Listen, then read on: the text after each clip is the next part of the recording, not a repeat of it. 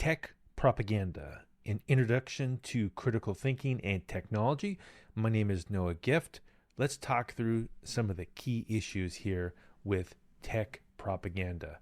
First up, we have the concept of FOMO, or fear of missing out. This is a common way of creating propaganda, is you create this desire to use something quickly, or else you'll have a disadvantage. Some examples could include a rush to implement generative AI without a clear ROI. The competitors are doing it, so I must do it. We also have skill development. So many technology workers might be concerned that if they don't quickly learn how to do copy paste with generative AI, their current skills will be obsolete. And then also venture capital is worried that if they don't invest in the next GenAI company, they'll miss out on the next big thing. Another common form of tech propaganda we hear is this naive utopianism. So an example would be all technology is by default good. And so this is really a premise of many utopian ideas throughout history that have turned bad. For example, we've seen this with socialism or communism, that by itself some of the ideas are quite good, but the implementation without proper regulation or trade-offs turns out to be dystopian. And so utopia easily turns to dystopia, and we can see here an example would be smartphone scrolling. Well, that's not actually good. We don't want more is better. We want to have some kind of regulation around that, or useful use of scrolling, so more of it isn't better automatically. Connecting people via social media. This is a common thing you've heard. Oh, we're connecting people. Well, what does that mean? I'm connecting people.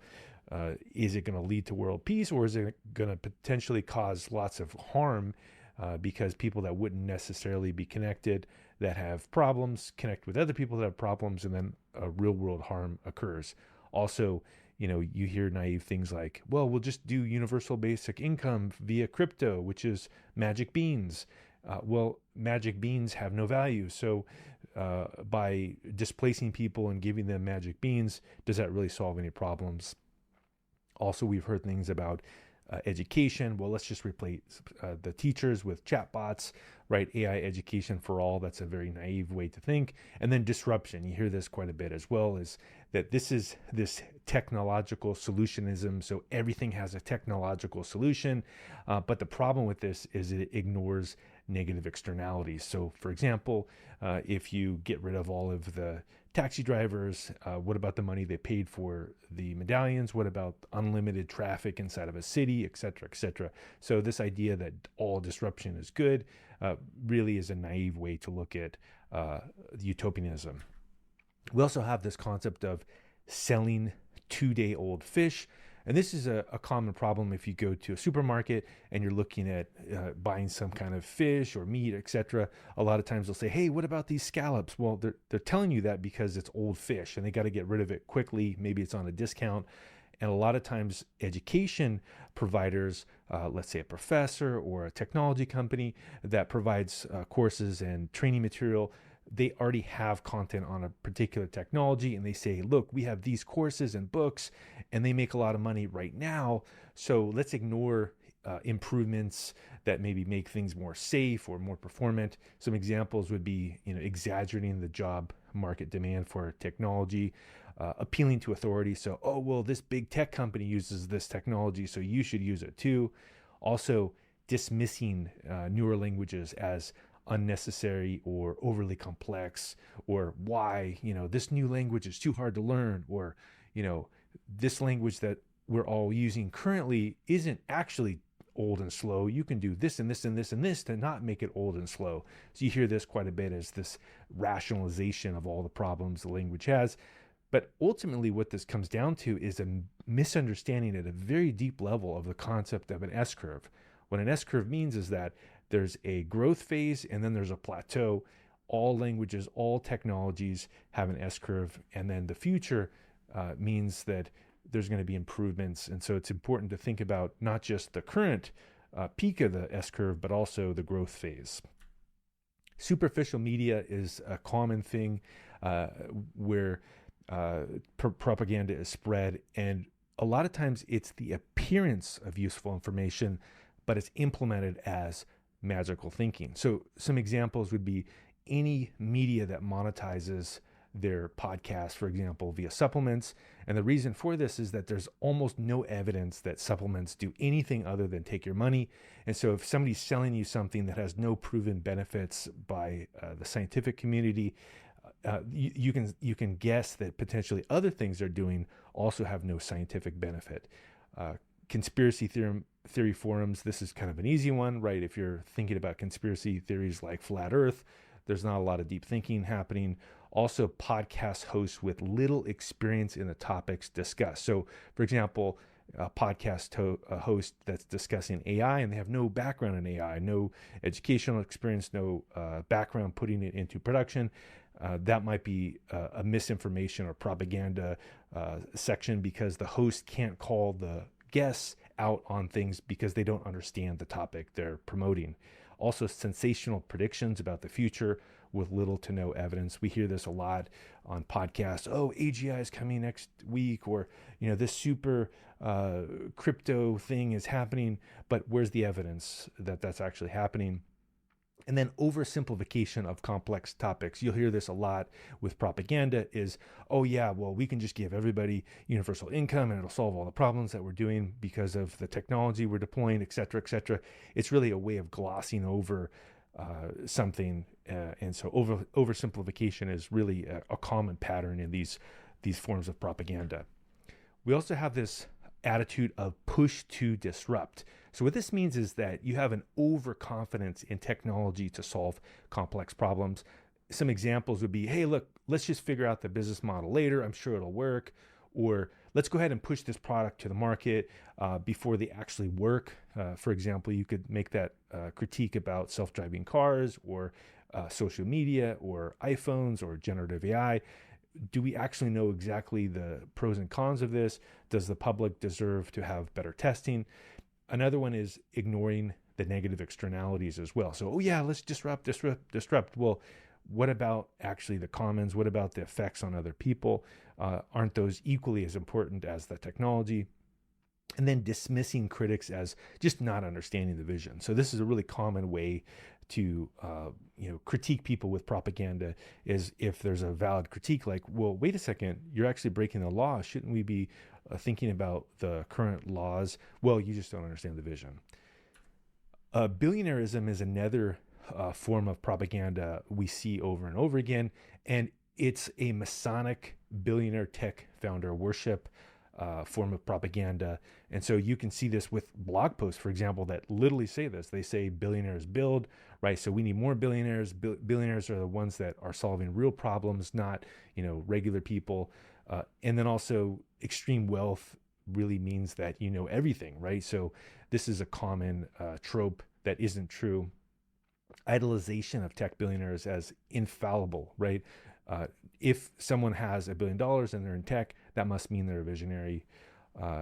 This is actually discounting the fact that luck is a key role in success. Also, romanticizing Harvard or Stanford genius dropouts, like, oh, well, someone who dropped out of Harvard or Stanford, they're a genius. Everybody should drop out of Stanford and Harvard. And really, this comes down to this concept of ignoring luck versus skill. Sure, there's some skill involved, but also there's a lot of luck as well.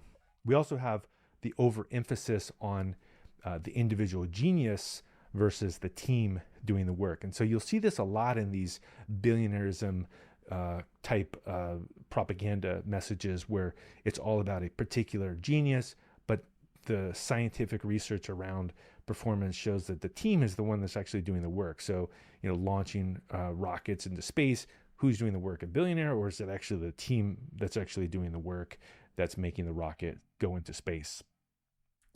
Next up, we have irrational exceptionalism.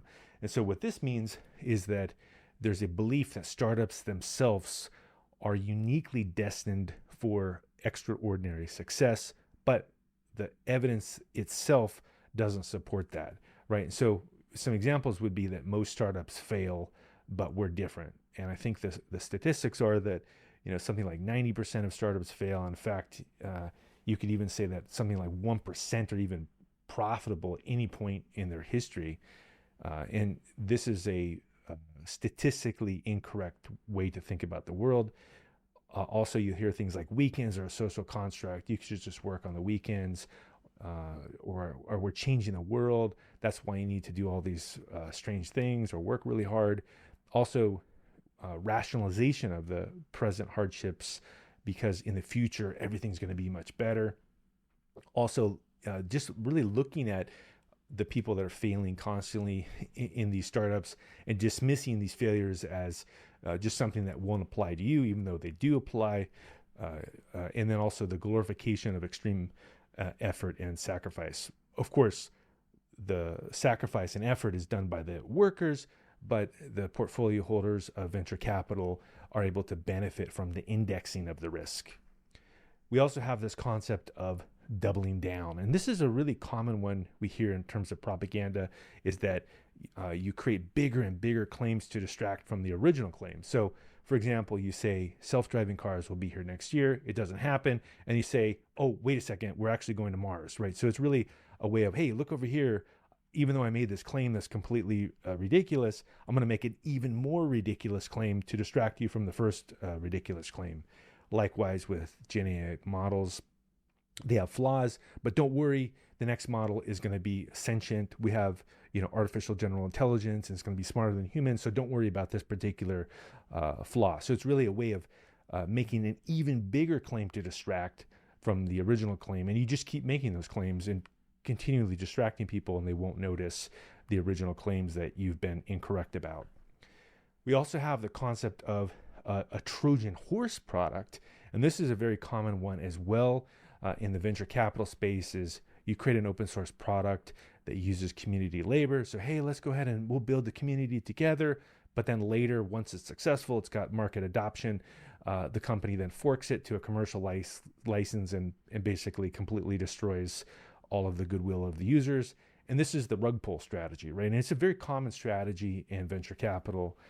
And this fake helpful project is really designed to get the market adoption through goodwill, but ultimately it's only going to benefit one person, which is the owner of that particular project. And then finally, we have what I would call the generous poor ethical framing. So what this means is that instead of framing the ethical problem holistically and covering both the good and the bad, you reframe the problem to what your company actually is doing, but you ignore the true externalities. So for example, you'll see this a lot with companies that have social media. They'll say, hey, we have unbiased training sets, we're hiding, but at the same time, you're hiding the addictive social media feed, for example. So you focus on the things that you're good at, like, oh, well, we don't collect biased data, but you minimize the other things like, well, we stole all of the intellectual property, but we minimize the output of the generative AI model. So this is a very tricky one that is also very important to watch out for. Is someone says that they're doing good, but actually they're generously describing a aspect of what they're doing with ethical AI, but not getting the entire problem and not truly talking about the externalities. Business model circular logic is a common way that companies use propaganda. So they'll exploit a gray area that harms the commons, and then they claim that the business model itself depends on that gray area. So wait a second, why aren't we talking about the actual harm that you did initially? Why are we talking about how you must continue to do the harm in order to have a business model? Well, you created the business model. So the business model itself is the issue, not the actual gray area that you're talking about that must exist. And so we can see this with generative AI. Initially you just start right on the pirated data and you say that, well, we can't have intellectual property anymore, because if we are not able to take all the intellectual property and use it, then generative AI won't work well. Well, you could reframe this and say, well, why don't you first start on ethically sourced data sets? Likewise, we see this with a law that's creating unfair competition with taxis or hotels, etc., is that you first unfairly compete, and then later when there's market adoption, you say, well, wait a second, how can we possibly offer you this service if we don't unfairly compete, right? So this circular logic is very common with tech propaganda.